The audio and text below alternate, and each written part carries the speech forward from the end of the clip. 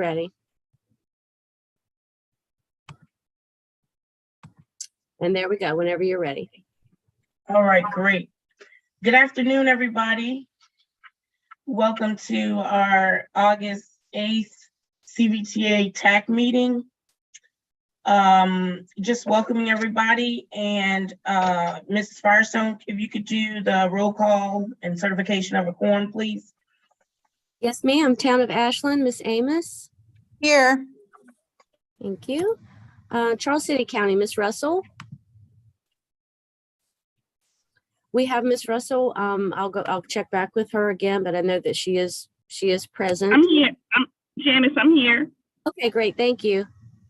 Mr. Mitchell. Here. Vice Chair Smith. Here. Ms. Walker. Here. Mr. Coleman. Mr. Goyne. Here. Mr. Vadunez. Here. Mr. Flagg. Mr. Ure. Here. Ms. Smidler. Here. Mr. Stoddard. Here. Ms. Leduc. Mr. Chardine. Here. Chair Clark. Here. And Mr. Bridewell. That concludes the roll call for attendance, and we do have a quorum. Awesome, thank you. Mhm. Chet, would you give the statement on the virtual participation, please? Yes, happy to summarize. Thank you. We do operate these meetings virtually of the Technical Advisory Committee of the CVTA. And we have been following this practice since the COVID pandemic began in March of 2020. We use the Zoom platform, and there's a Q&A function at the bottom of the screen for anyone who is in attendance that is not registered as a panelist. You can utilize that Q&A button to ask questions through the meeting. We do have a public comment period where staff will be monitoring the questions and can relay those questions to the committee. If there are any other questions that are needed for follow-up, staff will work with the chair and the vice chair to address those in a timely fashion. And I think at this point, Madam Chair, we are good to go, and I don't see any outside attendees listed in the meeting at this point. Okay. Right now, we don't have any consideration of amendments to the agenda. Currently, we just have one action item and one information item. I don't have any amendments. Does anyone? Hearing none, let's move to item 2, approval of the July 11th, 2022 CVTA TAC meeting minutes. Do we have a motion to approve?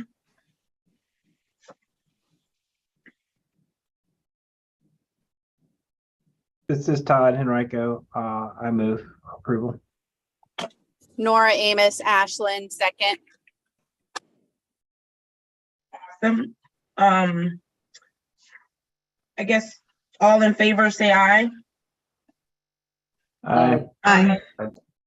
All opposed say no or nay.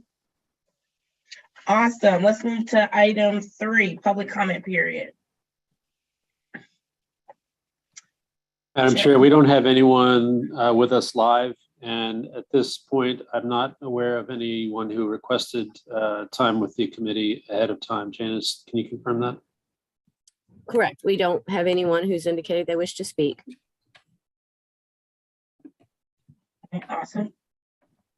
We'll move to item 4. I don't have a formal chair's report, but there are a couple of items I think I want to discuss in regard to public transportation. I know that we have an upcoming public transportation working group. And when I looked through, I was trying to make sure I could understand, but it is under the RRTPO. And so I am considering between now and our next meeting to develop an ad hoc committee for this group called Regional Transit Development. And with that, I think that there should be some conversation on expansion, essential infrastructure, making sure of our community's voices, and really operational analysis or analysis needs at the regional level, having begun to have those conversations.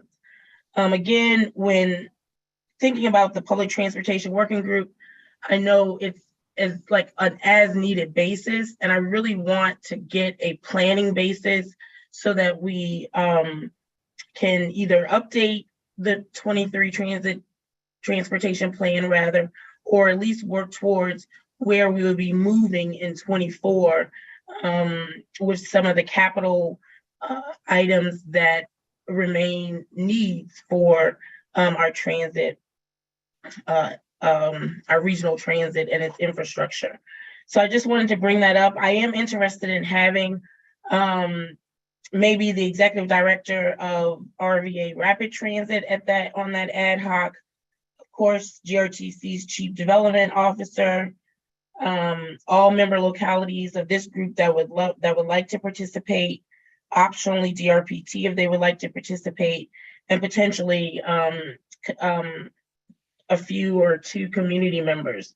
So I did want to get that out there only because I just think that with the next open application period coming, and not really knowing how we're going to apply for that, we should make sure that we can step in as our localities are impacted to for any needs that GRTC may have as they deal with the transitioning of the outgoing of their CEO, as well as some staffing shortages. I think that we can't just let it fall by the wayside, and so that's where, again, I would be going with this ad hoc committee.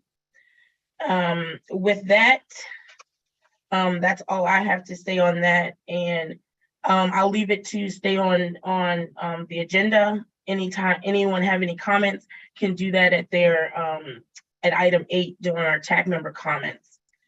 So with that, we'll move to item 5, and Chet's going to take that, and that's regarding our annual certifications, our quarterly reporting, and then our local allocation plan. Chet. Thank you very much. Let me figure out how to share my screen. You've only been doing this for ever.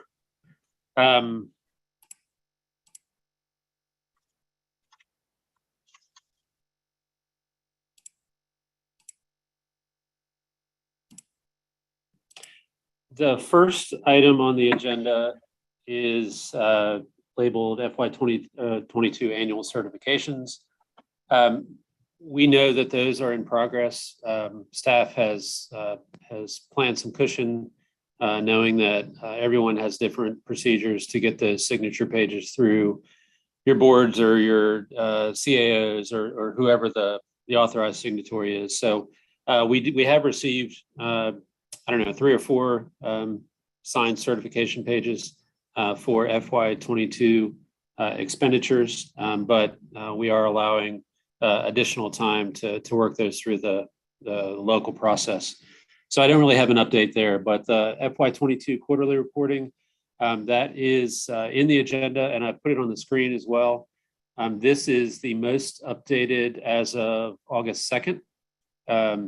Quarterly expenditures for FY 22, meaning fourth quarter.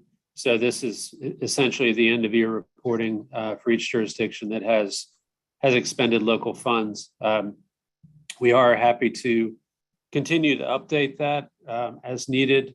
As you see, it's not an action item today, but this is essentially what those FY 22 certification pages are certifying. Is the expenditure shown here.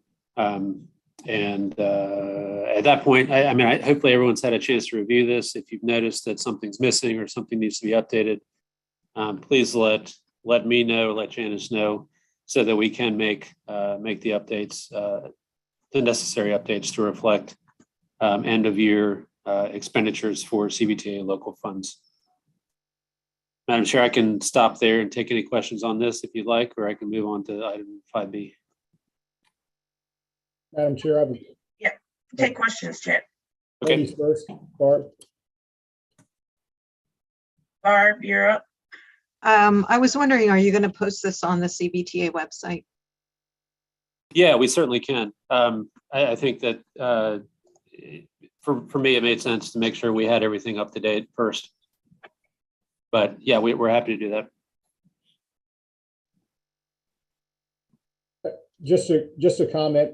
I don't think the intent was to make this thing too complicated, and sometimes I have a bad habit of overanalyzing things, but I really struggled with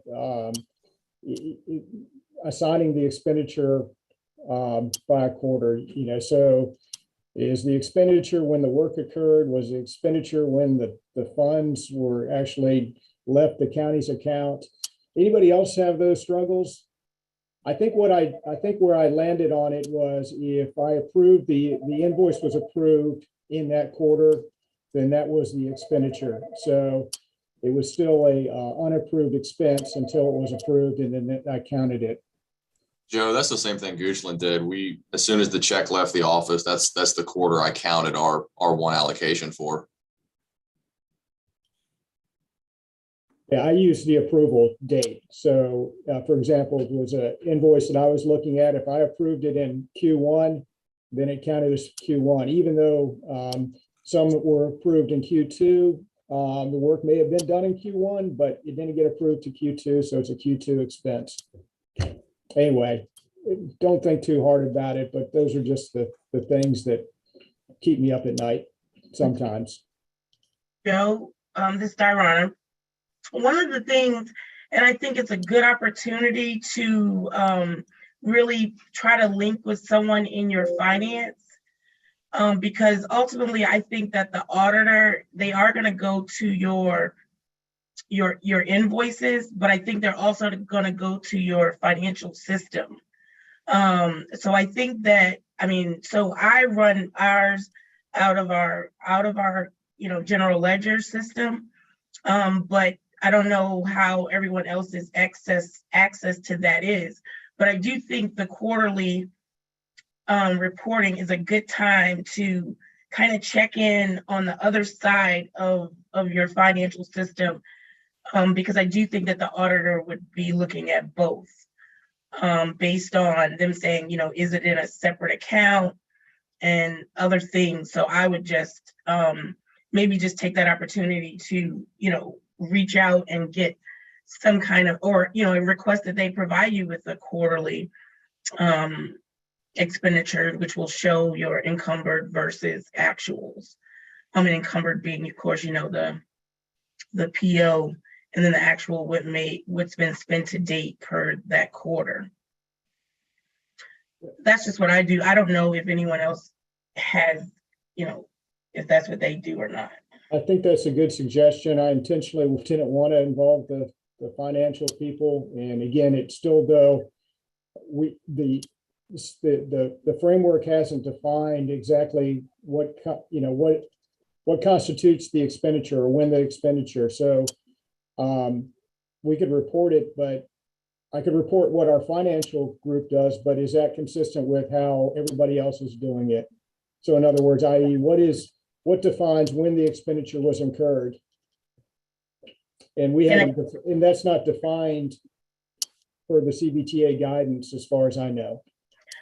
And again, the only interpretation that I did, so if it's, January through March, then I go through Jan 1 through March 30, and that's quarter one. So anything that falls in between, that first quarter, well, in that case, that's like the third quarter. That's what I would report. But again, only because it's broken into quarters, those are going to be a set of months that would be your cutoff time frame. Thank you.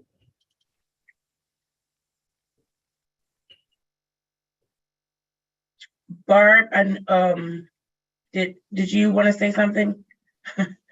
Oh, okay, sorry. Barb's like, no.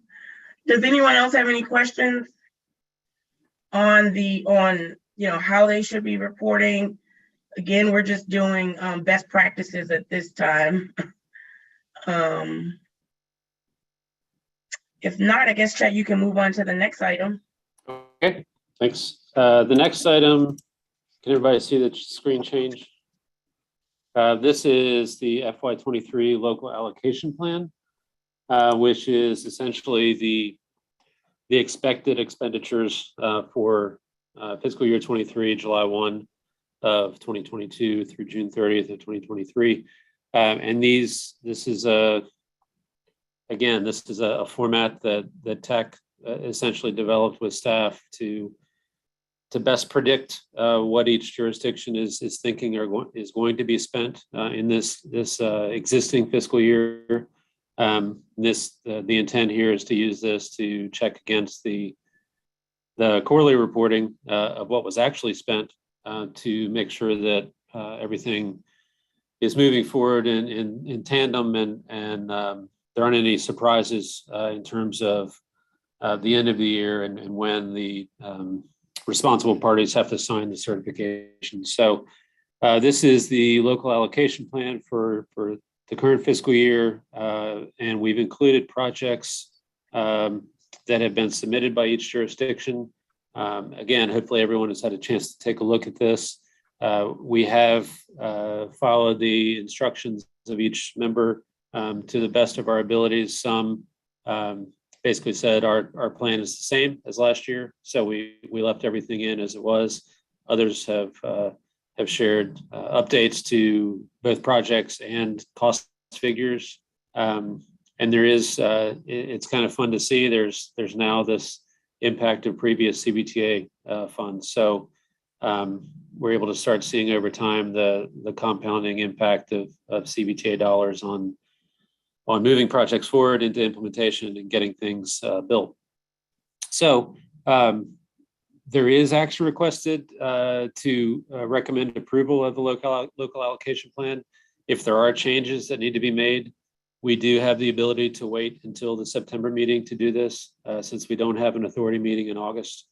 I think it is important to go ahead and get this adopted by the authority at its September meeting, so that it has that kind of flag to follow in place for the rest of the year. But if there are no updates, or if no one sees any major flaws in what we have here, we can take action to recommend today, and then make, as we did last year, we can make updates quarterly as needed to reflect any changes at the local level. Be happy to take any questions on this as well. Are there any questions? Chad, I just have one question. And that's on the last page of the allocation plan regarding the staffing. Could you clarify for me what not including fringe and overhead, et cetera, means? Because I know, like, for example, if we hire a transportation position, the entire breadth of that person being hired is being used. And I don't know if fringe is like considering their, like what exactly fringe is up and beyond, or, your typical items that are listed with the staffing. Yeah, I mean, that's a great question. I think this was originally included last year when the local allocation plan was developed, because I don't think it's always clear if fringe and overhead can be singled out for transportation dollars. So I think if that's possible across the board, then we can include that in the costs. But if there's if it's more of a percentage that may be shared by the entire division or the entire department that may not include transportation specific uses, then we probably don't want to include those numbers in the overall table. But again, this is something that is up to CVTA in order to include. So if we can make the argument, I think the important thing is to make sure that it is transportation only.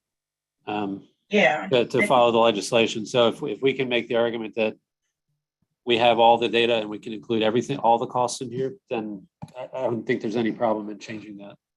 Yeah, I mean, I think it's worth keeping, if it's staffing, then only cost of position direct related to transportation task are included. Because like I said, if it's somebody who we hire, a transportation engineer, then it's just I don't know how we break that out for, our accounting system to split the cost. I mean, it can do percentage, but if that person is all transportation, then I just consider all of the costs related to that person transportation.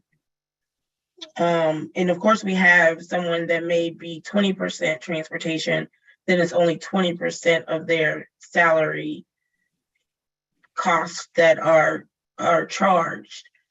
But again, that's percentage, and I don't think they exclude fringe and I don't even know what overhead. Well, that would be like utility, something for the building. Yeah, I mean, unless anyone has any direct opinion today, this might be a question that we can push out to the finance director's working group to just see what the best practice might be to follow.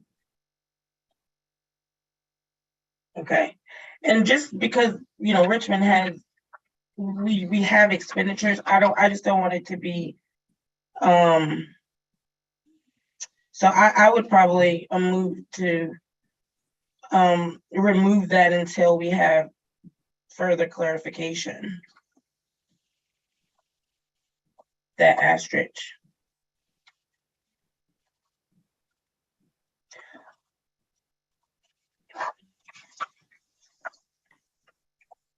Is there anybody that understands what I'm asking for?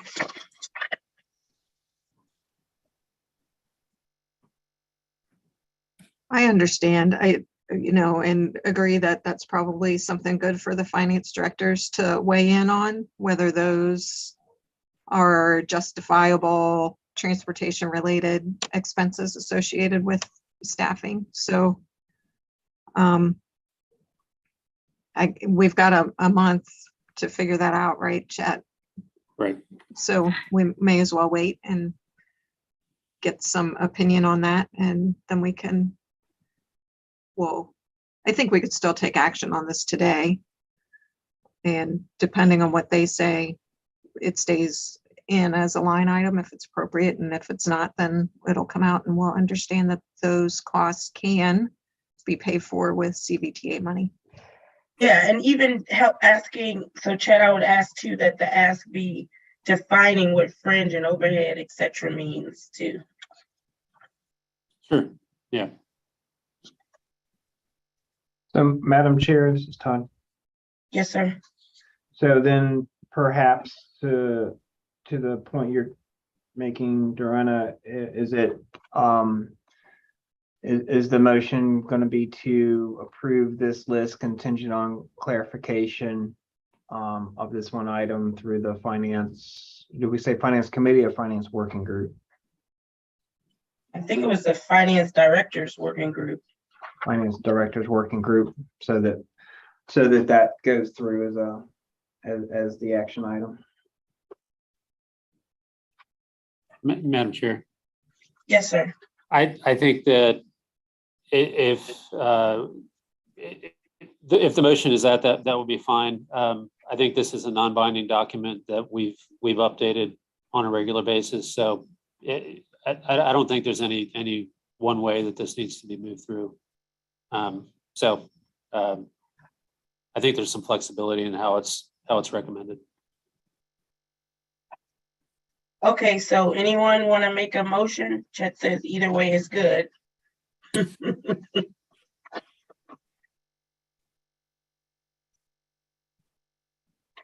Yeah, this is Austin with Goochland. I think with Chet's last note about it kind of being a non-binding document, I move that we recommend approval of this allocation plan as presented. All right, we have a motion. Do we have a second? Second, Barb. All right, Ms. Firestone, can you take roll call on this, please? Second. Oh, is there any other discussion? I'm sorry. Great. All right, Ms. Amos, Aye. Ms. Russell, Aye. Vice Chair Smith. Aye. Mr. Goin, Aye. Mr. Vadunez, Aye. Mr. Yor, Aye. Mr. Stoddard. Aye. Mr. Shardine, Aye. Chair Clark, Aye. Mr. Wagner. Mr. Wagner has joined us, but he has not been able to come over as panelist. But he is present. Mr. Mann, I don't think we get to vote. sorry, I have gone past sorry about that. That motion carries, Madam Okay. Chair. Now we're moving on to item 6, the regional project selection and allocation framework. Mr. Parson? Yes, thank you very much. This is really an open conversation. And I know that many of us have been taking notes as the 30 projects for regional funding were approved in the past few months. So as you know, the regional project selection and allocation framework was developed by this committee and moved forward through the authority for approval, with the assumption that from time to time the framework would need to be updated to reflect current needs or best practices or things that were identified in the approval process. So we really wanted to just make sure that there was some time, maybe now, where things aren't being pushed urgently for approval by the authority, to take some time and let TAC start talking through some of the things that we may have noticed, some of the issues that came about as part of the application process or the eligibility criteria or the financial verification or those kinds of things that are all set up in the framework that may need to be looked at. So I really wanted to just have I know my name is beside it, but I really wanted to just have like an open discussion to get some thoughts moving and really to help staff come up with a list of things that we need to dive deeper into. And the hands go up. And before I do take the questions, I thought I saw some emails with Barb providing potentially like a draft of the parking lot items. I think that it would be good for us to see that, and maybe in a spreadsheet to help the conversation. Do we have those? Miss Chair, I can show you a draft list that we started to develop to get the group going, to then this spark some discussion, and folks can add to the list. If you permit me, I can show you what I've got as some initial parking lot items. Yes, Jessica, please. And then we can add to this and circulate it and maybe come back next meeting and flesh them out further. So I also was kind of wondering if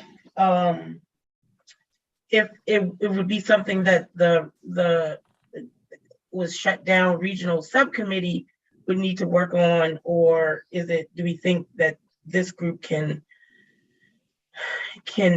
work on it? But yes, Chessa, if you would share get that, us started. and then Austin, you have a question, your hand up. Yeah, I don't know if it's on the list or not, Chessa, but I think it's important that we revise the document to have VDOT do the cost estimating rather than a third party that doesn't, because VDOT told me specifically that they don't consider the CVTA estimates to be validated. One of our projects, we were allocated $16.8 million. I talked to Shane the other day and he told me it was probably upwards of $30 million for the actual cost. So what's the point of the CVTA cost estimate if we're only going to get half the money? I think for the small localities in particular, we rely on VDOT a lot. So for them to start projects, we need that cost estimate to be right up front.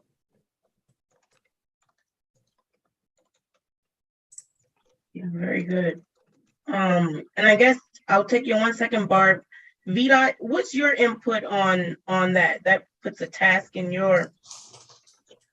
on your table. What's your thoughts on that? And Madam Chair, we're more than happy to take that on. Our only ask would be that it's not on a smart scale year. Obviously, with the smart scale cycle, we're tasked to the max trying to get the smart scale apps validated. But if it was on the off year from smart scale, we'd be more than happy to assist in those estimate validations. And then Barb, I'll go to you. And I think that early on in the process, I think we were talking about who to validate. So I'll hand it over to Barb if you want to go ahead with your question or comment. Yeah, I would say a locality certainly, and VDOT offers this all the time. If a locality has an improvement or an area that needs a project, they've identified an issue and they need a project, VDOT's always willing to help with scope development and estimate development, and a locality can go and get an estimate through VDOT. But not every regional project that was being submitted to go through the smart scale process. And the smart scale estimates are a little bit different than necessarily these other projects. VDOT, they've got a whole state to deal with. And so there's a lot of risk built in and contingency built in. And that's how they're managing that program. I think that some of the localities have informed estimates that have been developed through studies. And then there's also the manpower issue that Shane mentioned. At this point, we're saying we're doing CVTA regional on an annual basis. So there are going to be some years where VDOT's not going to be able to assist, but certainly an option for people to use if they choose to. Okay, thanks, Barb. Todd?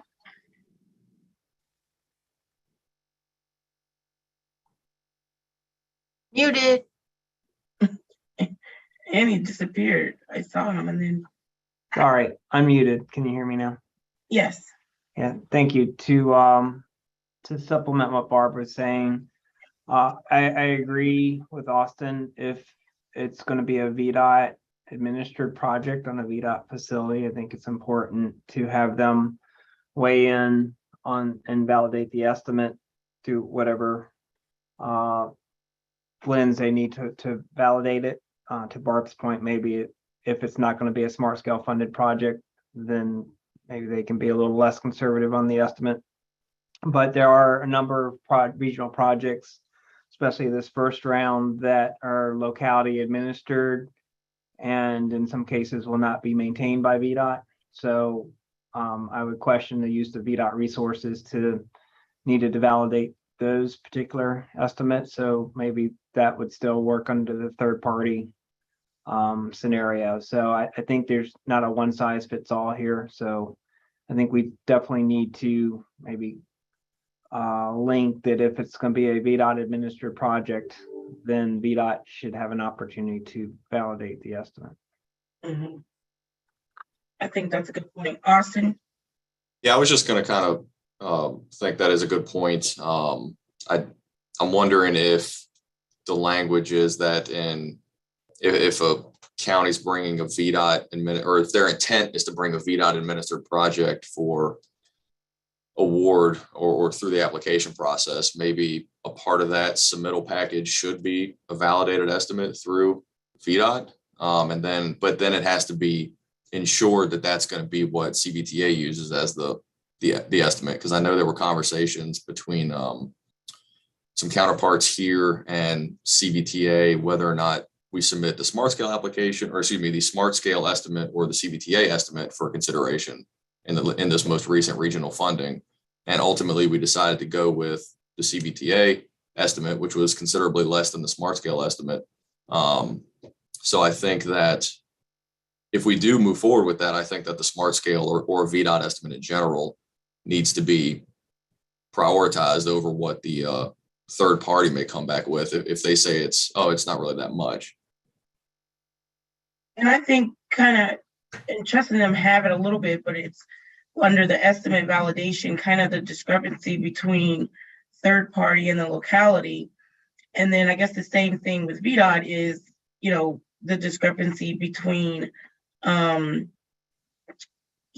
VDOT and the third party, or, VDOT and the locality. I think some of what Barb and some of the larger counties talk about, the non use of VDOT versus the third party and their estimate. So I think that we want to be careful, and there's probably some more conversation on VDOT's estimate, and I think it's going to pretty much fall down to the locality deciding which estimate they want to use, knowing that VDOT's going to administer it and won't accept anything but their estimate if they're going to administer it and or go through the smart scale process.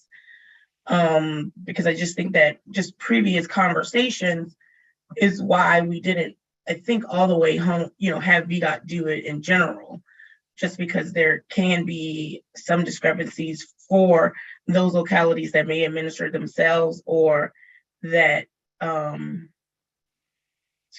don't know, Barb's an example, or that just may, I don't know, deal with VDOT on a one-on-one basis. I'll say that. Barb? The issue about estimates and which estimate to use has come up. I don't know if it was with the TPO or with the CVTA, but there's been some concern about, I think Miles answered a question from, and it must have been policy TPO, where someone said, whose estimate was this? And was it a VDOT estimate or was it a, locality? And why didn't you use the VDOT estimate? And so that's been a point of discussion lately, especially lately because of the market being so crazy.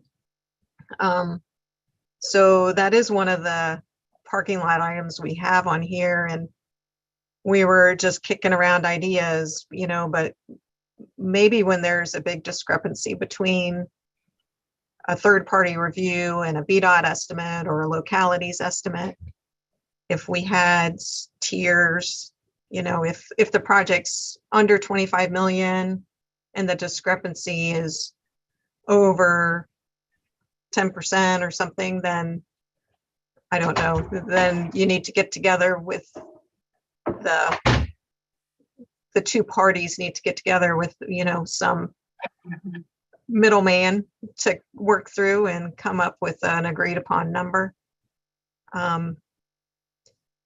This parking lot item is kind of meaty and probably something we need to sit on and chew on and figure out how we're going to deal with it. Yeah, I agree. So do we have any thoughts on kind of reconvening the subcommittee, or do we want to do it within these meetings over? And then I guess it leads to Chet. Are we on track? When is the next application period planned? It's coming up quick. We had hoped that this cycle would coincide with RSTP-CMAQ, and all of those application windows would kind of follow the same path. So everyone would know, again, you're developing applications all together, and things would run through concurrently, so you could leverage and use one versus the other or whatever makes the most sense locally. So I think that, yeah, I think it's a matter of weeks rather than months. And what's gonna be the funding period for consideration? Very similar. I think the hope was that it would be the end of the calendar year again or I early mean, like next. the funding years. Oh, I think this was a unique one because this was the first time. So we looked at 4 years. So I think each cycle theoretically would then focus on the next out year if we kept doing an annual cycle, which would be 27, if I recall correctly.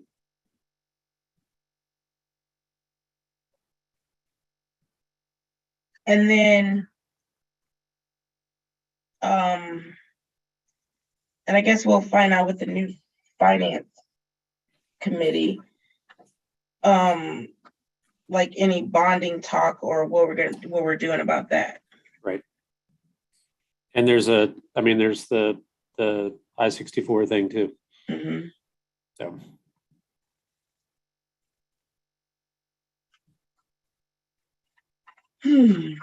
And so, yeah, within a couple of weeks though, I don't know.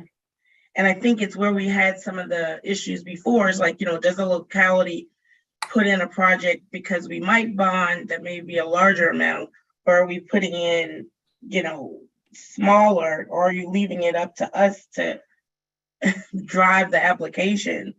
I think it's going to be, a little interesting. I don't know whose hand was up first, but I'll take Barb. The funding cycle and schedule is another item on the parking lot list. Good, there we go. And I'll let Chessa back me up on this. But what we had talked about is we might need to push the applications this year, so we know what happens with Smart Scale. So we should know something about Smart Scale in mid-January or so. So we might need to push those applications into, due at the end of February. But on non-Smart Scale years, we need it all to happen sooner so that we have the leveraging information that we need for the applications. And as far as the years, I was wondering whether, we did the 4-year pay-go this year, would it necessarily, and I guess it depends on what finance says, but they may decide to do something more than just that next year. Anyway, I don't know. I guess they'll direct us in that regard. Yeah, and I'm just saying that too in regard to Chet saying next few weeks. I don't know where they're going to be in the next few weeks.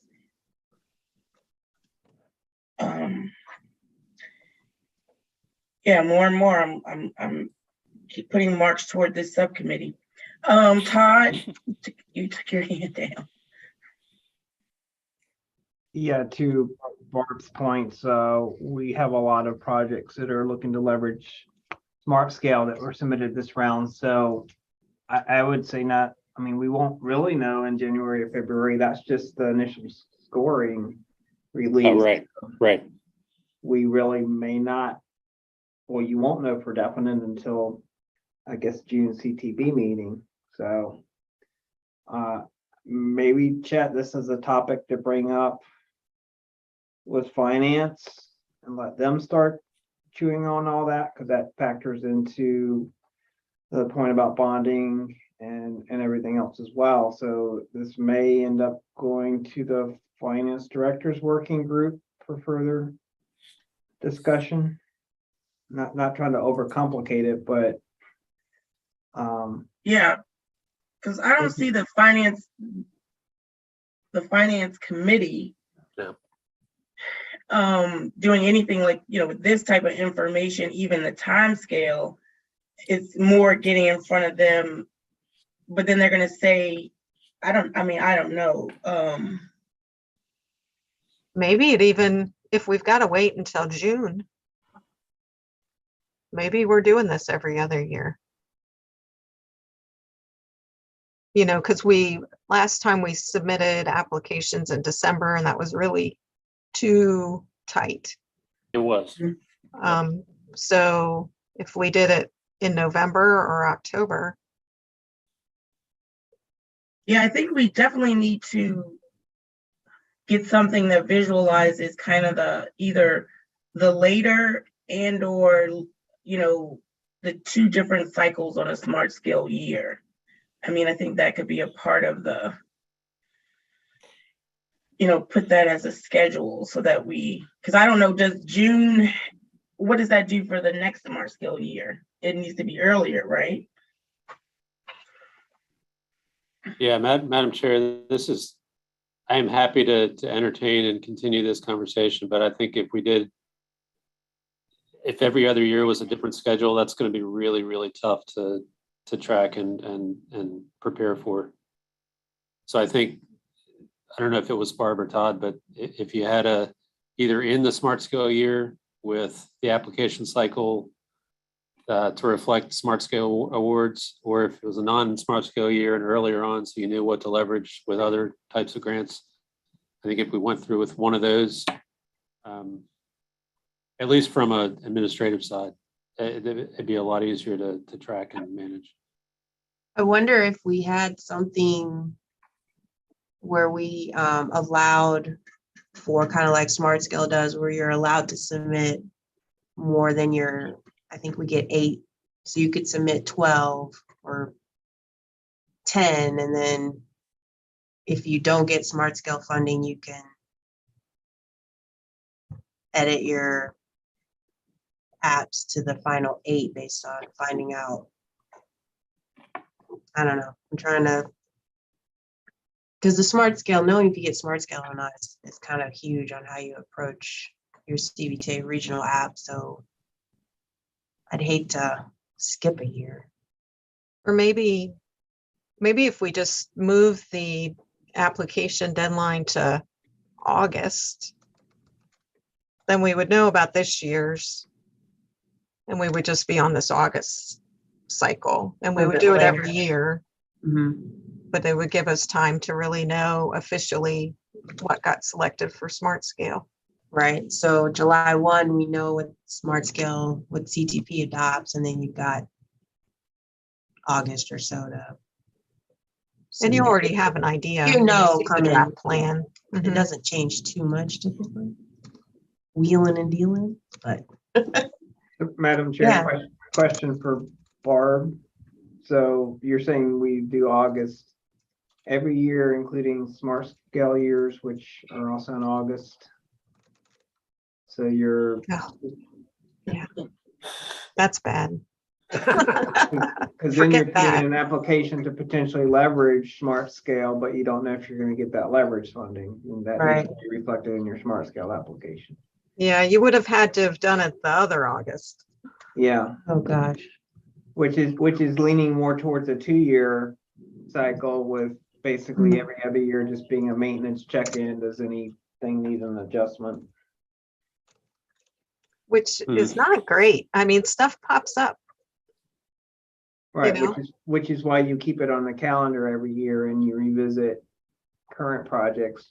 Do they need more funding? Do we need to adjust something? But even new stuff pops up. Yeah. Right. So something like a mid-year application. Yeah, that won't Would- work just for the reason Todd stated.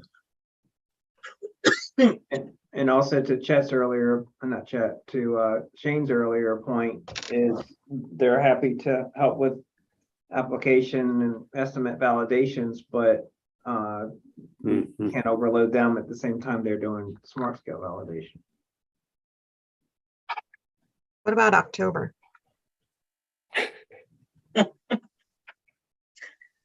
Every year in October.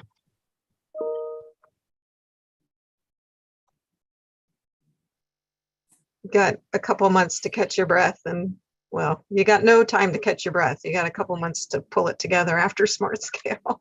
Well, I would raise the same question about where we are right now because we have a number of smart scale applications that are in the portal looking to leverage and we have no no feedback on those applications until middle of next year. Yeah, well, that's why, I mean, either you do it every other year Yeah. and you've got to be thinking ahead. Or annually. Sounds like the leveraging applications are going to be every other year on the off year. I think that's, Oh, yeah. and then maybe the mid-year, if you want to call it that, would be, or the smart scale year could be just overage applications or something like that. I don't know. And well, to Barb's point, there are other things that come up. For example, there are some of these federal grant programs that are every year, like RAISE. Maybe there's not as many, so maybe there's an off-year cycle that maybe the agreement is we only submit things that are not leveraging smart scale and that are one-offs or adjustments, and then the every other year is conjunction with smart scale. Yeah, I was thinking along that line, Tom. Off year apps, wait, say that again. Off year, oh, Yeah, the off year would be like revisiting existing projects, only other projects that are leveraging federal. Non-smart scale Yeah, let's just say non-smart scale. leverage asks. these are just notes.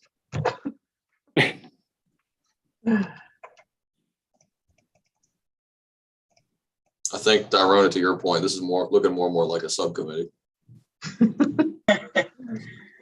Yeah, and I don't know, I don't remember exactly all who was on the last subcommittee, but I know it was volunteer. All of us. Same Yeah. group. It's always is us. So if we don't have a lot on our agenda coming up, it can just be this group. But if we have a lot on the agenda, then we probably need a whole nother subcommittee. But it sounds like we could be meeting outside of this meeting to hash things out. Right, With all of our extra time, yes. right, us, Or we could just use this meeting to do it. right, dedicated time, you're right. Yeah, I think we, go ahead. I was just gonna say, I think we probably do have some flexibility over the next few months during this time. If you wanted to use it. I mean, we could just set a regular agenda item for, I don't know, 45 minutes to an hour. Okay, that works.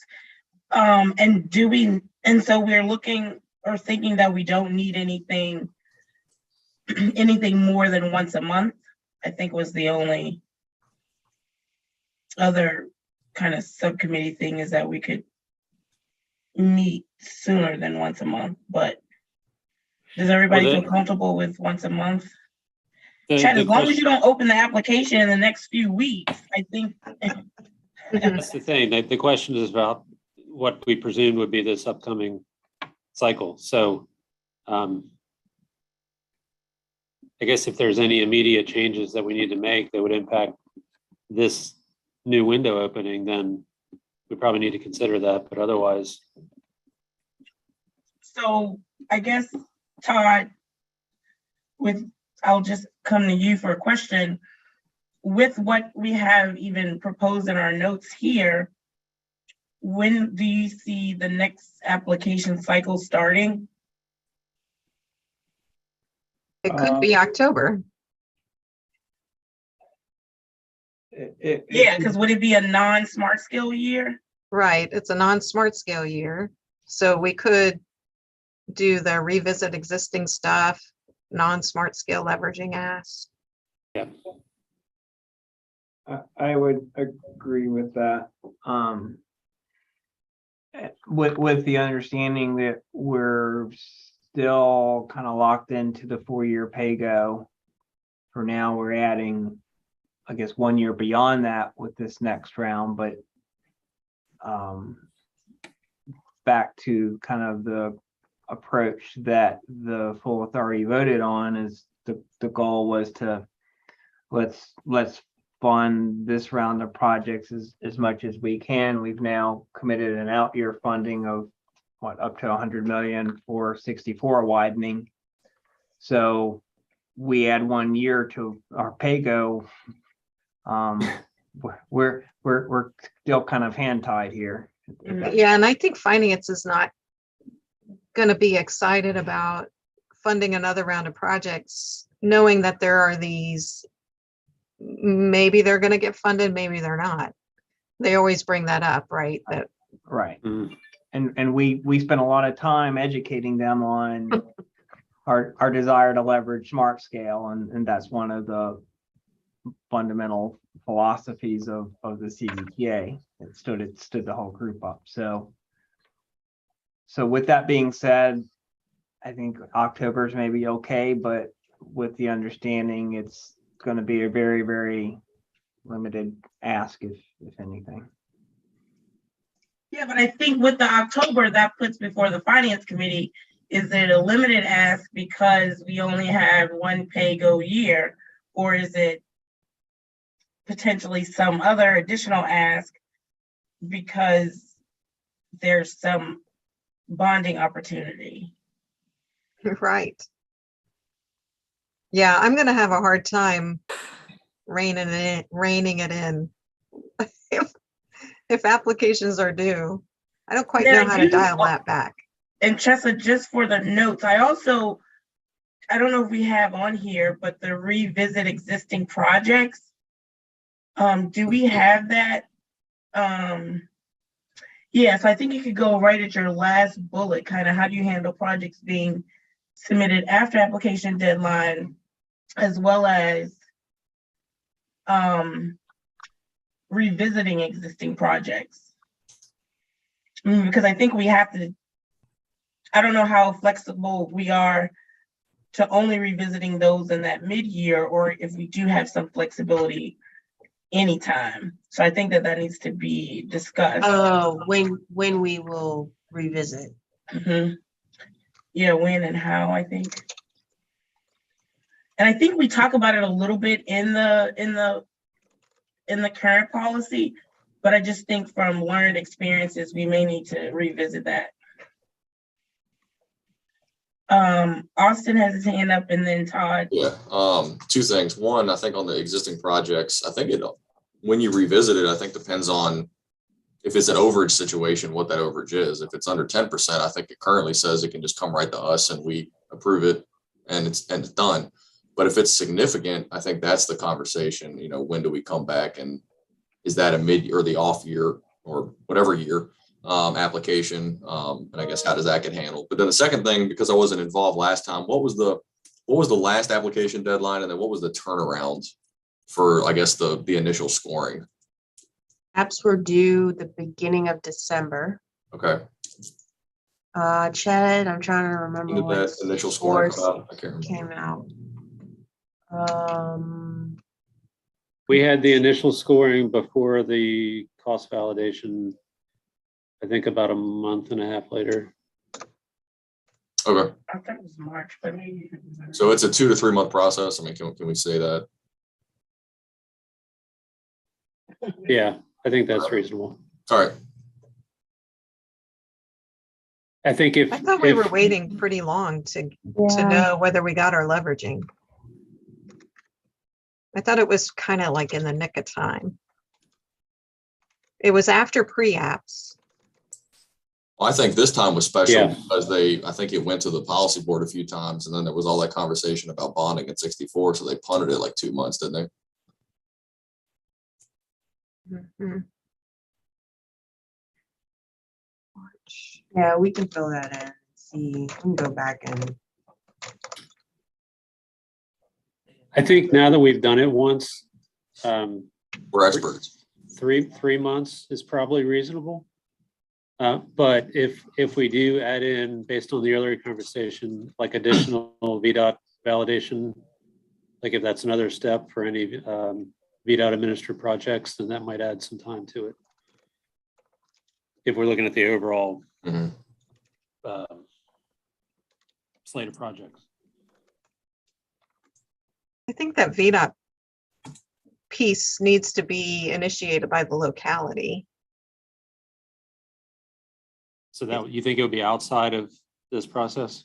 Like we get a Right. we get a third party estimate and the locality says, hold on, we want to make sure that VDOT,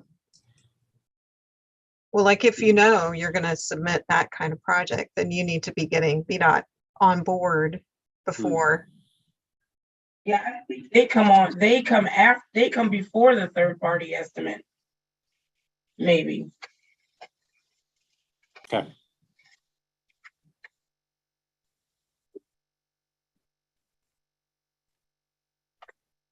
But even in that case, it's like with VDOT, do you need a third party? So the third party is gonna tell them, no, this isn't. Right. It's 3 million cheaper, and VDOT's gonna say, okay. VDOT, are you gonna say, okay, Mr. Man? We will not say okay. I know, so I'm like, in that case, why would we even waste the third party estimate on those ones? I guess to that point, I mean, if it's a VDOT administered project, there's no point in getting a third party. Why not just replace the third party estimate Right. on the projects Yeah. with VDOT estimate? And just do them all at the same time, especially if it's a off smart scale year, a deadline in October, the estimates are getting done the non-smart scale fall or late winter, early winter. So I would think they would have the capacity to do that. And maybe, yeah, and so maybe on the application, you check either third party or VDOT, and one of those have to be done. So, yeah, I just looked back, March 14th, TAC, we had the pre-validation results on the agenda, and then the next meeting in April, we had the final priorities. And Chad, correct me if I'm wrong, but we were kind of rushed on the third party validation Yeah, as well. that's right. In part because we had to figure out the contract arrangements, but Yeah, we just need to make sure there's plenty of time built into that, because it's not a one and done. There's back and forth communication on the applications and estimates as well. right. And that might be something that we should be working on right now is getting an on-call, CVTA on-call. Yeah, good idea.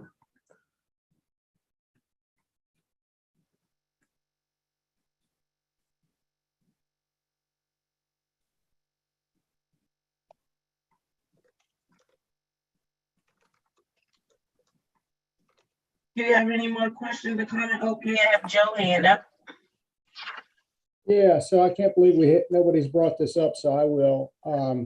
The whole topic of eligibility.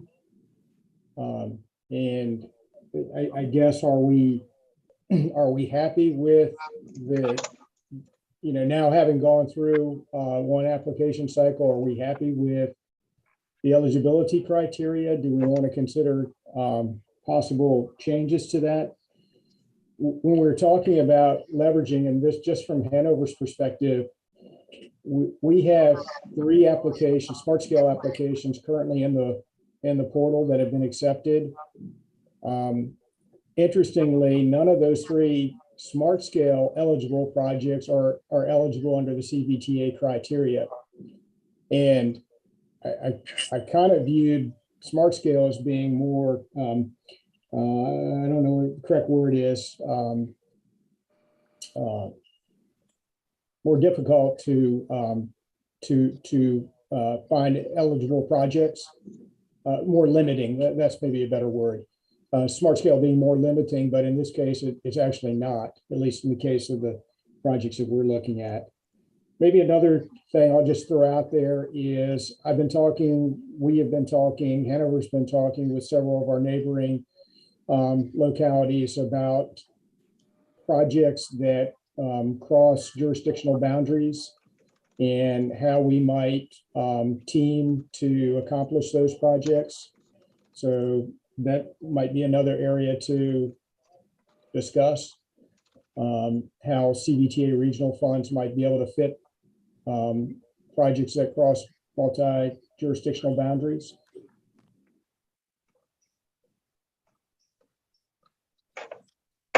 Madam Chair. Yeah, Joe, are you done, or Todd, you want to comment on that specific No, thing? I'm done. I really just trying to get a discussion going around this just to see where everybody else was in terms of eligibility. Did you have any specific kind of eligibility issues? No, I mean, I don't want to, personally, my view is that, and I think if you all recall, I wanted to keep a pretty high bar personally in terms of eligibility, and I still basically feel that way. And I don't feel that necessarily I should be looking at this just from Hanover's perspective.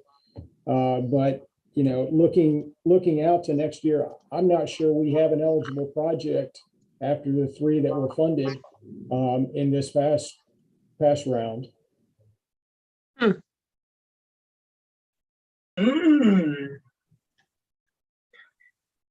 I'm like, no comment, but I think that's great. I was like, wasn't I the one fussing for lower ADT? I'm like, look at that, Joe. Richmond, Henrico, and Look up there. Chesterfield were smiling. No, I'm just joking. So yeah, I think we can do that. I think that'll be good. Rhonda has her hand up, maybe to chime in on this. Yeah, I did. Thank you, Madam Chair. You'll recall, I think it was Todd that led the discussion last year that we would see how project funding shook out and then revisit it. You remember Charles City pushed for a set aside for small communities because that's the only way we felt that we would be competitive. We submitted 3. Our Capitol Trail Safety Crossings project was funded, but it was funded under the negotiated agreement for the Fall Line Trail. Our other 2 projects were deemed ineligible. And so certainly Charles City County does want to revisit eligibility. Yeah, and thank you for saying that, because I know the city of Richmond did also have some question about replacing the CVTA regional money with the Fall Line money, in that it then limits that application, because it has Fall Line elements, it kind of limits it to Fall Line when there's different elements of the project that were of the eligible corridor that would have just sought regular CVTA dollars. So I think there's some comparative issue with that. And then, yes, definitely making sure that our localities have eligible projects now and in the future to apply for funding. So, I think we did all agree that we would revisit the eligibility criteria. So that will be something, I think, a good conversation on top of our list. I agree. Mr. Ure? So yes, you skipped me last time, Joanna, but I'm glad you did, because what was just said and raised by Rhonda from Charles City is kind of further testament to this. Going back to Joe's point, the goal all along was to have a very high bar for eligibility because of the grand scheme of things. It is a limited pot of funding for the region, but I think what we're starting to hear from some of our leadership is that there's other things that qualify as regional beyond just a road with more than 20,000 vehicles a day. So I think, and I don't know what the answers are, but I think the expectation is things that benefit economic development, benefit multi-jurisdictions, to Joe's earlier point, benefit the rural localities that while we expanded the eligibility a little bit to qualify some things in those localities, it's still fairly limiting. So I think the expectation that's going to come down from the full authority members is to be a little bit more flexible in multi-jurisdictional projects and economic development type of projects or projects that benefit those things. So with that being said, I don't know what the answers are. No, I think it means we definitely need to revisit it. And we have to, keeping in mind though, that some of some of the need of, and some of the reasoning behind, even the ADT, we still have to ensure that, they aren't, it may be that that section has two different categories of funding, so that, big projects aren't really being rated against something so very small. So I do think we have to revisit it and see how we can look at it. Because currently we have highway, and it may be that it's a highway versus roadway, even though I know right now it's no difference, but it may be something of that type of distinction that we can address. Well, one thing I will say is if our cost benefit analysis is strong, then that should, to a degree, weed out the benefits of a lower volume road should not score as well as a higher volume road in general. So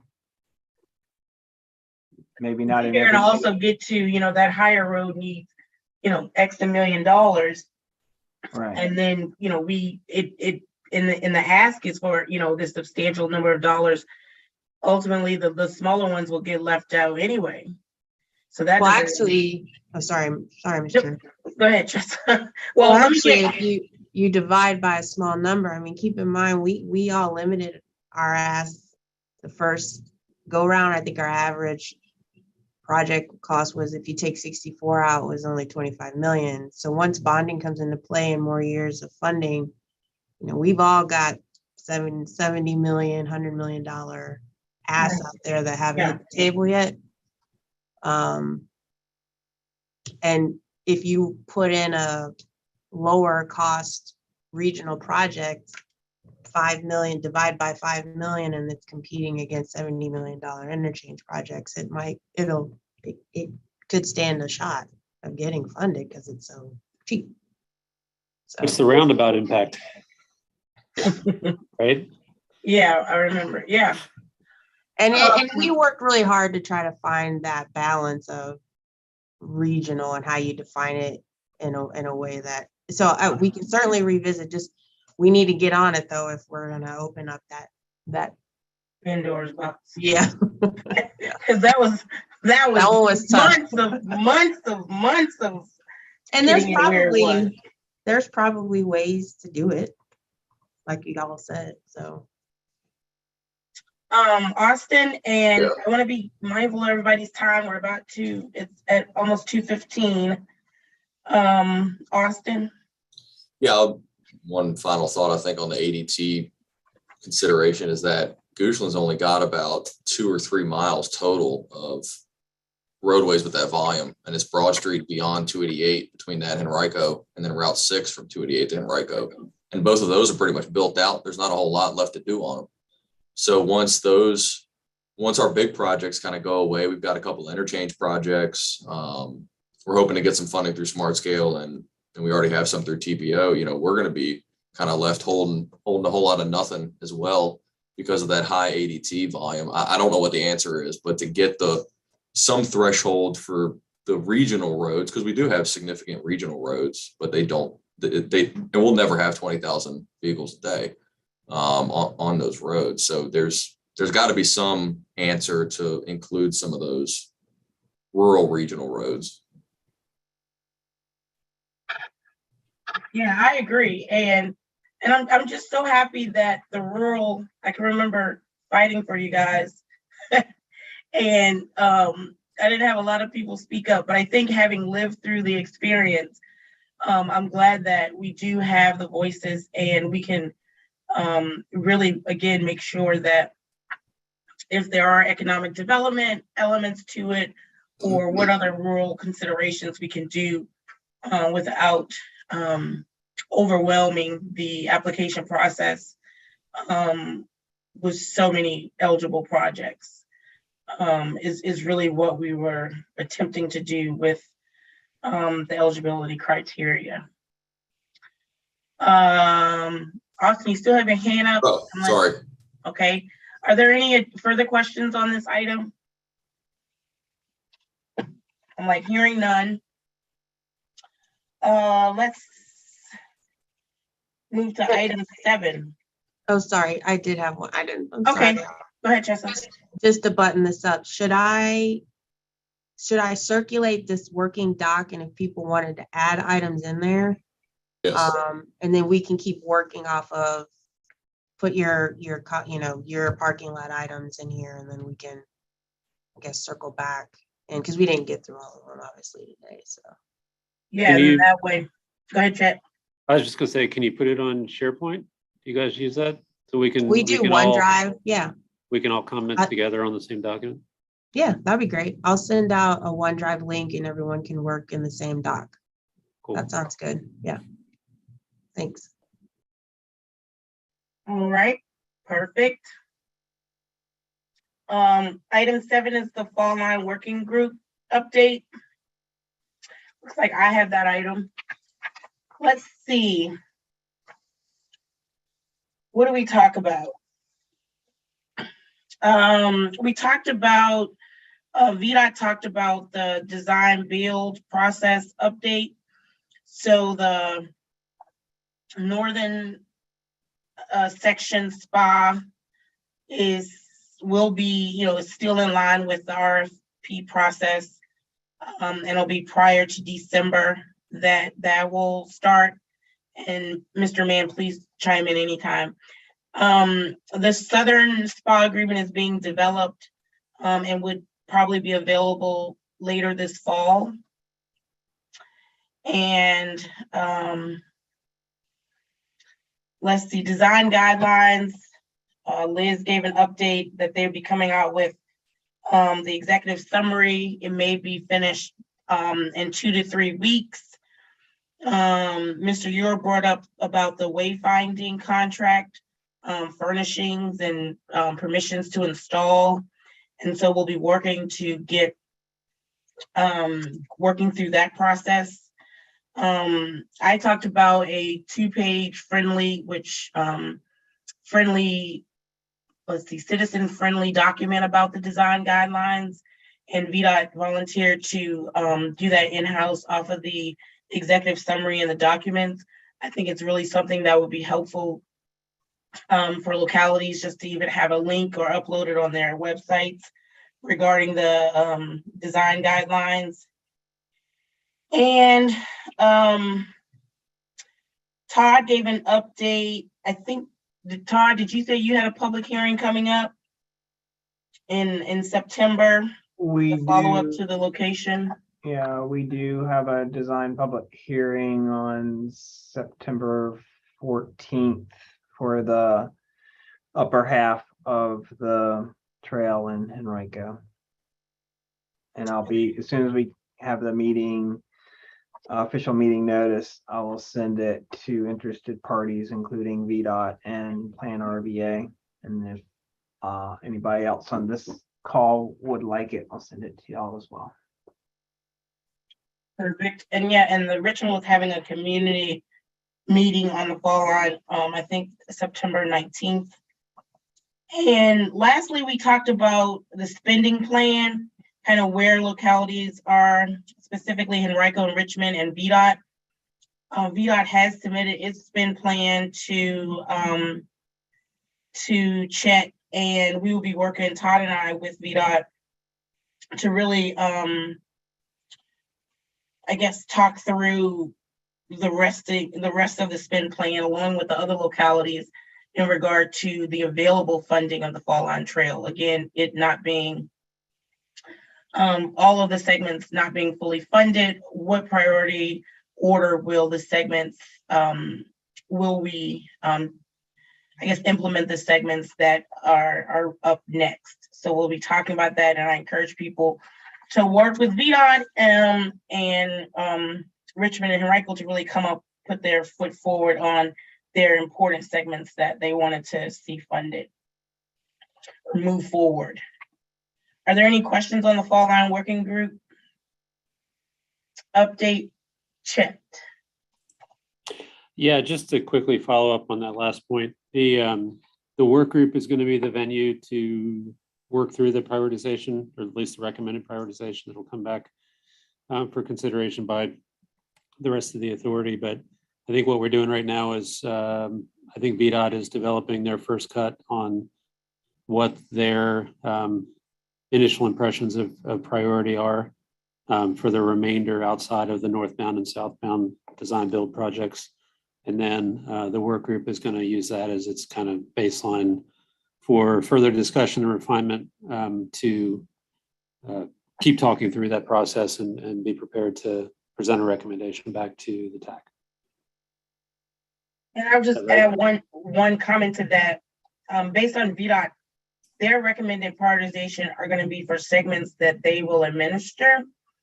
And so the working group will use that prioritization list along with input from Richmond and Henrico to have a recommended prioritization list for this group. All right, if there's no other comments for Fall Line, I'll move to TAC member comments.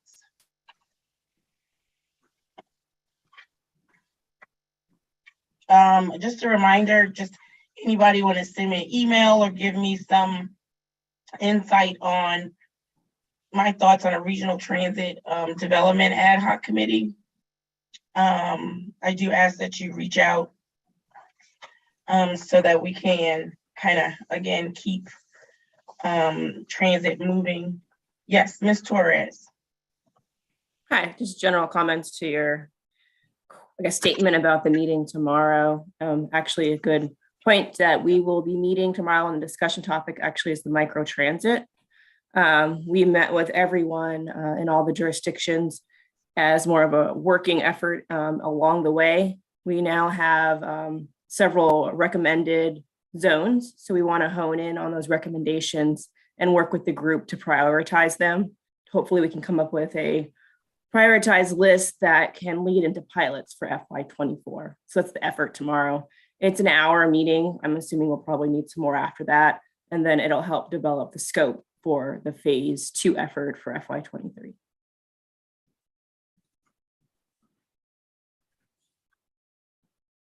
Awesome. Do we have any other comments? Just highlight for those who haven't seen it, Nora put a great summary from, I guess, our meeting last September regarding some of the regional implications that were highlighted then.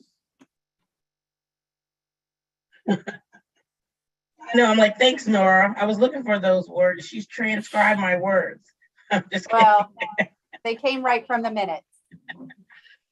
I worked on another project and she said, and I think it took 6 months for folks to get to what I was like, no, we need to do this. We need to do this. And they said, thank you for, allowing us to work through it and get to what you said. And so I've always been big on trying to push that we got to keep our rurals involved. And again, so happy that we made it through phase 1 or round 1 and excited to move forward into round 2 whenever we can get together and see when that might be. But I thank everybody for working together. We do work together fine and we do a great job. If we have no further TAC comments, our next meeting is going to be September the 12th.